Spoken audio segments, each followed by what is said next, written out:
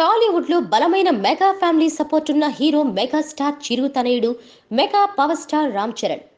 Tollywood industry hits లో ఒకటైన మగధీర లాంటి బ్లాక్ బస్టర్ సినిమా చెర్రీ ఖాతాలో ఉన్నా కూడా తెలుగు సినిమా మార్కెట్ ను అక్షయ పాత్రగా మార్చిన ఓవర్సీస్ లో మాత్రం చెర్రీ ఇంకా పట్టు సాధించలేకపోయాడు. నాని, నాగశౌర్య, చైతు లాంటి చిన్న హీరోలు సైతం అక్కడ తమ సినిమాలతో మంచి వసూళ్లు సాధిస్తుంటే చెర్రీ సినిమాలేవి ఇప్పటి వరకు అక్కడ ఇంకా 1 మిలియన్ మార్కును కూడా టచ్ చేయలేదు. దీన్ని బట్టి చెర్రీ అక్కడ ఎంత వీక్ గా ఉన్నాడో అర్థమవుతోంది. అయితే తాజాగా కోలీవుడ్ హిట్ మూవీ తని ఒరువన్ రీమేక్ ధృవాలో నటిస్తున్న చెర్రీకి ఈ సినిమా రిలీజ్ కాకుండానే ఓవర్సీస్ లో పెద్ద షాక్ తగిలింది. దసరాకే వస్తుందనుకున్న ఈ మూవీ ఇప్పుడు డిసెంబర్ వరకు వెళ్లిపోయిందంటే ఆ ప్రాబ్లమ్స్ ఏ స్థాయిలో ఉన్నాయో తెలుస్తుంది.